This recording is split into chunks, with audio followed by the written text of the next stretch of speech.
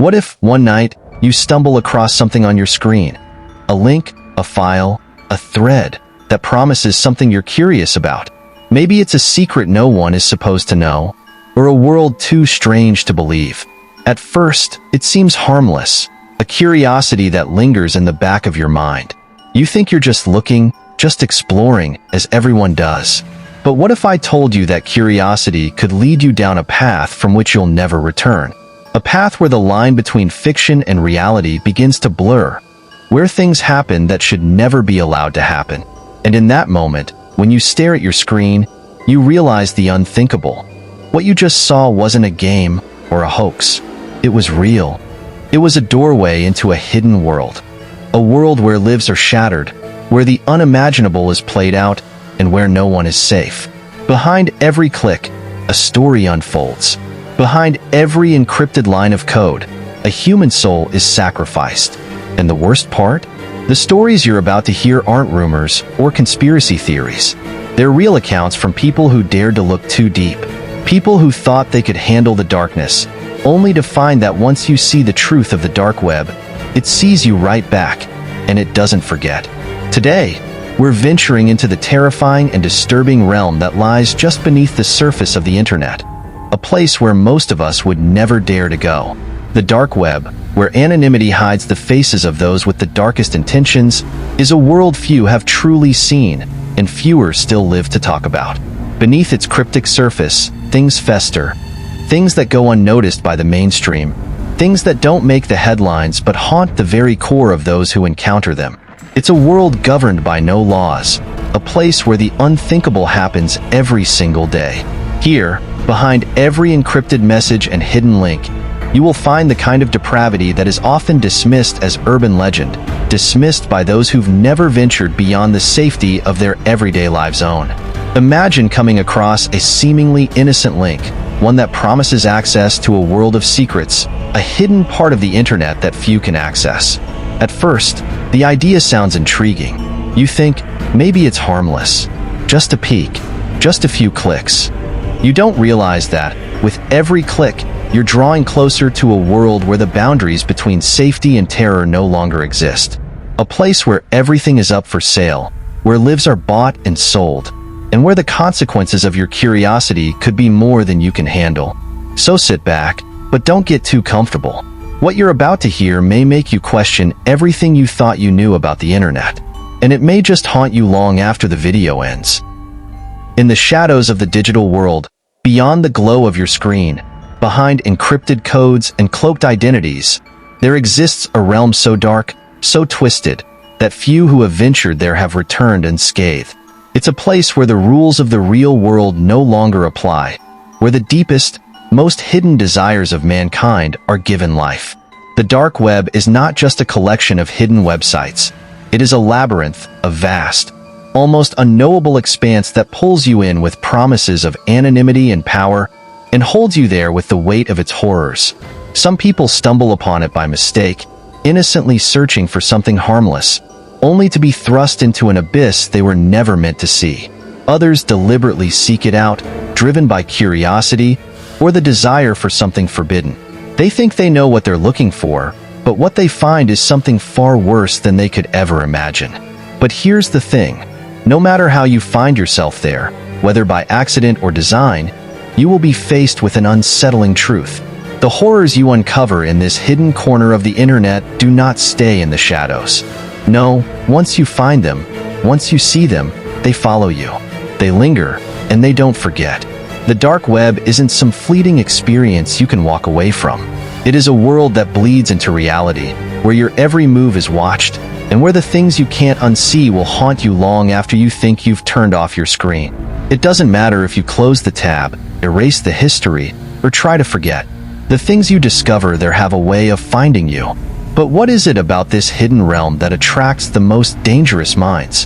What is it that draws them into the blackened corners, into the twisted underbelly where all morality and reason are abandoned? Why are so many of the stories tied to death, disappearances, and unspeakable horrors? Perhaps it's the anonymity it promises, allowing the darkest impulses to flourish without fear of consequence. Or maybe it's the anonymity of others that breeds a sense of power, where every action, every transaction, has no face, no accountability. For those seeking control, for those who revel in manipulation and pain, the dark web is not just a tool. It's a playground, a stage for their most twisted performances. Today, you'll hear 3 bone-chilling tales, each more terrifying than the last. Stories from those who never should have clicked that link, never should have opened that file. Each one is a warning, a glimpse into the abyss, a reminder that curiosity in the dark web doesn't just lead to danger. It leads to something far worse. And once you've crossed that line, there's no turning back. It was a quiet night when David, a seasoned hacker, sat in front of his computer screen. He had done this 1,000 times before, navigating the dark web, slipping past firewalls, accessing systems that most people would never even dream of. He wasn't just another curious soul exploring the depths of the internet. He was a professional. David was always looking for ways to make a quick profit, and the dark web was the perfect hunting ground. His usual targets were small-time transactions, stolen data, bank account numbers, credit card information, but lately, he'd been searching for something a little more lucrative, something bigger. And then, he came across it. A thread on an obscure message board caught his attention. The title was vague, The Lost Files. His fingers hovered over the keyboard. The thread was almost too perfect. The file was locked with a password, but something about it intrigued him. He wasn't sure what he expected, but the lack of detail, the mysteriousness, stirred something in him. This was no regular transaction. This was something different. He spent the next few hours working his usual magic, hacking into encrypted spaces, bypassing firewalls, and cracking password-protected systems. He'd done this countless times before, but something about this file felt different. The deeper he dug, the more curious he became. There were no real leads, no descriptions, just a name, The Lost Files. Eventually, after much effort, David succeeded. His screen flickered for a moment, and there it was, a folder full of videos, photos, and audio files, each titled cryptically with dates, numbers, and what seemed like random phrases. After breaking into the file, he finds horrifying videos, photos, and audio recordings of people being tortured. The first video started with static. David leaned closer, squinting at the grainy image. A dimly lit room. Shadows flickered along the walls. As the footage cleared, a person appeared, strapped to a metal chair, his face distorted in fear. His eyes were wide with terror, and his body trembled violently. David's heart skipped a beat. Was this some kind of snuff film? His stomach churned as the video played on. The man in the chair screamed as someone off-camera approached. The figure moved with deliberate slowness, his steps echoing in the hollow room. David watched in grim fascination, trying to make sense of what he was seeing. The figure wore gloves, his face hidden in shadow. As the person in the chair screamed again, a soft, menacing voice echoed through the room. This is just the beginning. David's mind raced. Was this real? The sense of horror crept up his spine, but his curiosity remained. He clicked on another video, then another. Each clip was worse than the last. Different rooms, different victims, but the same pattern. People bound, tortured, broken. And then, it hit him. Each video wasn't just a random capture. It was a story, a pattern, a chain of horrific events, each one leading him deeper into the abyss. But then, as David was about to close the folder, something strange happened. The videos started to shift. The face of the victim in the chair began to distort, fading into his own face.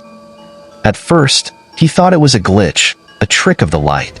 But then, it became undeniable. The next video showed him, his own face, grains of fear spreading across the screen like a shadow. "Impossible," he muttered under his breath, his pulse quickening. The next clip showed his apartment from the outside.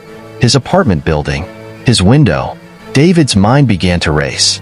He slammed his hands on the keyboard, trying to close the folder, but the screen refused to budge. He felt an oppressive weight settling over him, his breath growing shallow. Someone was watching him, but who? And why? He hadn't seen anything that could explain what was happening. And then it happened. His phone buzzed on the desk next to him. With shaking hands, David reached for it, heart pounding in his chest. The message was short: "We're watching." David tried to shake it off. He told himself it was some elaborate hoax, a sick prank by other dark web users. But the unease in his stomach wouldn't go away. He closed the folder, restarted his computer, and hoped that maybe it was just a glitch, that he could forget about it all. But as he stared at the blinking cursor on the desktop, his phone buzzed again. Another message. This time, it was a video. David clicked it, his fingers trembling. The video played in silence, and then the image of his own front door appeared. His heart skipped. The footage zoomed in, showing his door from an angle that could only be captured by a camera hidden outside. As the camera zoomed in closer, David's breathing grew heavier. He saw himself, sitting at his desk, his face pale as he clicked through the videos. The camera moved slowly, inching toward the window. A figure stepped into frame, someone standing just outside his apartment, watching. But the figure wasn't a stranger. It was someone David knew, his ex-girlfriend, Emily. Her face was filled with terror. She looked directly into the camera, her eyes wide as she whispered one word: "Run." The screen went black. Panic flooded David's veins. His pulse hammered in his ears. He jumped up from his chair, heart racing, his eyes darting around the room. He glanced at the window, his breath shallow and erratic. He could feel it, the presence, the weight of someone else watching him. He grabbed his jacket, preparing to flee, but then his phone rang. It was Emily. His hands shook as he answered. "David," she gasped, "get out of there. Now." "What's happening? What's going on?" he asked, his voice trembling. "They know everything about us, David. They're coming for us. They're always watching." Her voice cracked with fear. David dropped the phone, his mind spinning. What was happening? He couldn't run. He couldn't hide. His every movement was being tracked, recorded. And the deeper he delved, the more tangled he became in a web of terrifying consequences. Would you have dared to open that file? Let me know what you think in the comments. David's descent into madness is a stark reminder of just how dangerous curiosity can be when it leads to the darkest corners of the internet. If you were in his place, what would you have done? Would you have resisted the temptation? Or would you have opened that folder, knowing what could happen? Let me know in the comments below. Sophia had always been an ambitious student, juggling part-time jobs and long hours of studying, but despite her best efforts, the bills never seemed to stop piling up. The pressure of living in a big city on a tight budget was wearing her thin, and with the looming weight of tuition fees and rent, she started feeling desperate. She spent sleepless nights scrolling through job listings, seeking anything that would give her a break. One evening, while browsing a lesser-known forum, she came across a message that promised quick and easy money. Earn big by doing simple tasks. No experience needed. Safe and anonymous. Apply now. The user behind the message was anonymous, their identity hidden behind a string of encrypted numbers and letters. But the offer seemed legitimate, even though it came from the dark web, a place she knew only in passing and had always avoided. Sophia hesitated. She had heard the rumors, the whispers about illegal activities, dangerous dealings, and the horrors lurking in the depths of the dark web. But the promise of financial freedom, even for a short time, clouded her judgment. Desperation has a way of stripping people of caution. She messaged the user, asking for more details. The response was swift. "We can offer you a chance to earn money by participating in a private auction. It's easy. We sell items, and you can earn by placing bids or completing simple tasks for the winners." Sophia, unsure of the full extent of the operation but intrigued by the idea of making enough money to cover her rent, agreed to join. The user promised her the chance to enter the auction as a participant, offering her a cut of the profits. At first, it seemed like any other online marketplace, just a bit more hidden, a bit more secretive. But what Sophia didn't know was that she was about to step into something darker than she could imagine. The next day, Sophia received an invitation to the auction. She logged in from her laptop, her heart racing with both anticipation and nervousness. The auction site was well designed, with a sleek interface that mimicked a professional online marketplace. But there was an eerie undertone to everything. The people participating in the auction were faceless, their identities hidden, just like the host of the event. At first, everything seemed normal. She watched as items appeared on the screen: electronics, artwork, expensive clothes. The prices were high, but there was nothing about it that felt out of the ordinary. But as the auction progressed, the listings started to change. The next item wasn't a watch or a piece of jewelry. It was a person, someone in a dimly lit room, their hands bound to a chair, eyes wide with fear. The description was brief: female, age 24, good health, slight physical trauma. Starting bid, $100,000. Sophia recoiled. It felt wrong, unsettling, like she had stumbled into a twisted fantasy. But the bids were coming in, fast and high. A few minutes passed, and the item was sold. The screen refreshed, and another listing appeared. The next item was male, same description, physically fit, healthy, but there was something about his eyes, something that made Sophia's stomach churn. She watched in disbelief as the auctioneer began to call out numbers, bidders placing their offers for the man's life. This wasn't some weird fetish market or dark fantasy. This was real.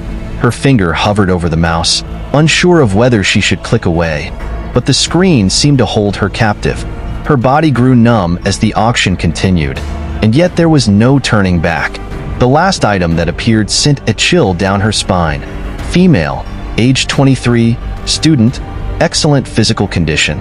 Starting bid, $500,000. Sophia blinked rapidly, the weight of the moment sinking in. Her heartbeat quickened, and she felt as though the room around her had suddenly closed in.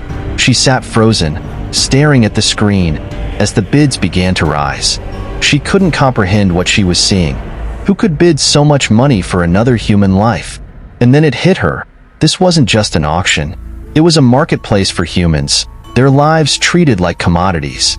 Sophia felt the blood drain from her face as the realization sank in. These weren't just items being sold. They were people, trapped in a nightmare far beyond anything she could have imagined. Sophia's hands trembled as she tried to shut the screen off, but the page wouldn't close. The auctioneer's voice echoed through her laptop speakers, calling for more bids. Something had changed in the air around her. She could feel it. It was like she had just witnessed a hidden truth that no one was ever meant to see. It didn't take long for Sophia to realize that the auction wasn't over for her. It was only just beginning. Within moments of the auction's conclusion, a message popped up on her screen from the anonymous user who had invited her. "Congratulations, Sophia. You've been selected as the next item." Sophia felt her chest tighten, the cold sweat running down her back. She had never felt more exposed in her entire life. The panic was overwhelming. What did this mean? How had they found her so quickly? She wasn't part of the auction. She was only a spectator. Or so she thought. The next message sent a chill down her spine. "You'll be auctioned off in 24 hours. No one can stop it now." Sophia's mind raced. She closed her laptop, hands shaking, her breaths coming in shallow bursts. She had to escape, leave the apartment, go to the authorities. But something told her it was already too late. The auction had already started, and the bidding had begun. They had her details, her identity. Every move she made, every second she spent trying to hide, was being watched. The messages kept coming, each one more cryptic than the last. "You can't hide from us.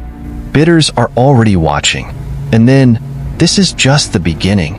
Sophia's blood ran cold as she heard a knock at the door. She froze. Her apartment was on the 3rd floor, and no one was supposed to be there. Her heart hammered in her chest as she pressed herself against the wall, praying they wouldn't find her. She turned to look out of the window. Nothing. But when she turned back, she saw it. A figure, standing in the hallway outside her door. She couldn't see their face, but she knew. They were waiting for her to make a move. Sophia's mind was a whirlwind of fear and confusion. She had no idea who these people were, how they had tracked her down, or what they intended to do to her. But she knew one thing for certain. There was no escaping the dark web. Once you were part of it, there was no way out. How far would you go for money? And what would you do if you were unknowingly trapped in such a situation? Share your thoughts below. Sophia's terrifying ordeal is a grim reminder of just how dangerous the dark web can be. With every click, every choice we make, we risk slipping into a world we may never be able to leave. If you were in Sophia's shoes, what would you do? Would you have taken the money, or would you have walked away? How far would you go for survival, for freedom? Share your thoughts in the comments below. Jason, a man in his early 30s, had always been a loner. He spent most of his time working from home as a freelance IT specialist, fixing systems for small companies and keeping their networks secure. Life was simple and quiet until one night. While browsing the dark web for a project, he received an unusual offer. It was from a private, encrypted message that appeared out of nowhere. The message came from a user named Surveillance Pro and read, "We need someone to monitor private channels. You'll be paid handsomely for your time. Inquire if interested." Jason wasn't naive. He'd heard of shady dealings and illegal activities being brokered on the dark web, but the offer intrigued him. The money was tempting, and his financial situation wasn't exactly ideal. He replied, sending a message back that was cautious but interested. He knew enough to take precautions, but this seemed like just another gig. Monitoring channels, viewing content, and reporting suspicious behavior. It didn't sound like anything out of the ordinary. A few hours later, he received a new message with a link to a secure channel. When he clicked on it, he was introduced to the task at hand, moderating a private feed for a closed dark web network. His job was simple. Watch disturbing videos that were uploaded and flag any content that violated their rules. It wasn't glamorous, but it seemed harmless enough. At least, that's what Jason told himself. The first few hours went by without incident. The videos were shocking at times. Hidden camera footage, footage of people in dire circumstances, and other deeply unsettling clips. But Jason had seen worse. He'd worked with clients who ran surveillance systems, and he was used to the bleak realities of the world. Yet, there was something chilling about these videos. The darkness of it all felt different, almost too real and too close. But he pushed aside the growing unease, reasoning that he had been hired to do a job, and that's all it was, work. The videos he watches start to get stranger. People locked in dark rooms, speaking to the camera, pleading for help. What's more disturbing, however, is that he starts recognizing these individuals as people he's seen in his daily life. As the days passed, Jason began to notice a pattern in the videos. At first, they seemed random, victims caught in terrible circumstances. But gradually, the footage started to become more personal. The individuals in the videos were always locked in small, dimly lit rooms, staring into the camera, their eyes filled with terror. They would beg for help, plead with anyone who might be watching, their voices hoarse from fear and exhaustion. Jason tried to ignore the growing sense of dread that tightened around his chest each time a new video appeared on his screen. But one night, as he clicked on a new feed, something caught his attention. It was a woman in her late 20s, sitting in a chair, bound and shaking. Her face was pale, her hair matted with sweat, but her eyes were the same. Jason's breath caught in his throat. He had seen those eyes before. It was Claire, a woman from his neighborhood. She had been the quiet, friendly woman who lived across the street. They'd exchanged pleasantries a few times while passing by, but that was all. He didn't know her well, but seeing her so vulnerable, so terrified, was enough to send a chill straight down his spine. He paused the video, his mind racing. Was this a coincidence? How could this possibly be? He couldn't shake the image of her face. The more he thought about it, the more his mind wandered, trying to make sense of it all. But before he could act, another video appeared on his screen, this time featuring a man he knew from work. Jason's stomach twisted. He had worked with this man for years, an older man named Ben who was a security guard at one of his old freelance gigs. The same man, bound and gagged, sitting in the same dark room, eyes wide with terror. His voice crackled as he begged for anyone, to help him. But Jason felt like his blood had turned to ice. His heart was pounding. Was this real? Could these be people he actually knew? People he had crossed paths with in his life? How were they connected to the videos? Jason's head was spinning. The thought of being able to see these people he knew, people he had interacted with, on these twisted recordings gnawed at his sanity. The more videos he watched, the more faces appeared that he recognized. People he'd met in passing, some of them from the same city, some from old jobs, and some from public spaces he had frequented. Jason couldn't take it anymore. His curiosity had led him too far, too deep into a world that had taken on a life of its own. He tried to back out, closed the laptop, deleted his account, even tried to reach out to the authorities. But nothing worked. The more he tried to sever the connection, the more he realized that there was no escaping it. Every step he took led him deeper into the hole. Then, he found something. Another link, buried deep in the channels he was moderating. He clicked it, thinking it was just another feed. But it wasn't. This was different. The link led him to a series of files, encrypted, but with enough access to give him a terrifying revelation. The files contained data, his data, personal details, addresses, phone numbers, and something much worse. His social media history, his family members' details, his personal connections, and even the places he had visited. It was all there. Every part of his life laid bare. But the worst part? The file didn't stop there. It included video footage from his own life. There, in grainy footage, was Jason walking through his neighborhood, leaving his apartment, meeting with friends. It was his entire routine, tracked and documented. The realization hit him hard.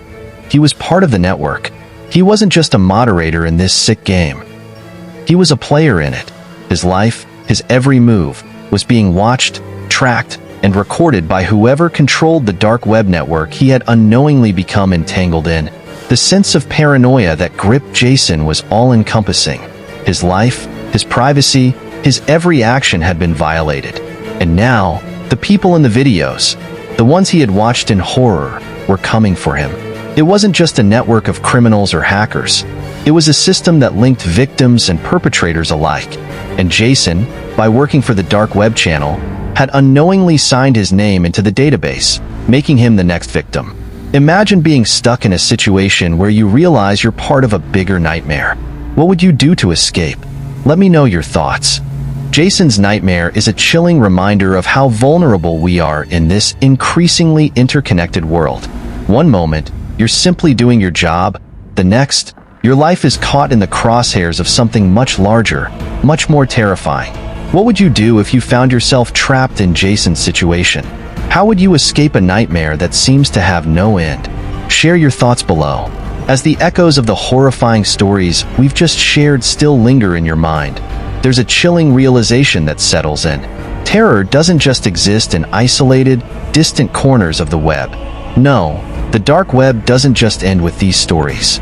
No matter how much you think the worst is over, the shadows creep back into your life, pulling you deeper into its grip.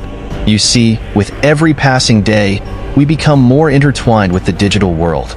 Our lives, our identities, our most private moments, all stored away in hidden corners of the internet. The dark web feeds on that vulnerability. Once it has you in its sights, there's no easy escape.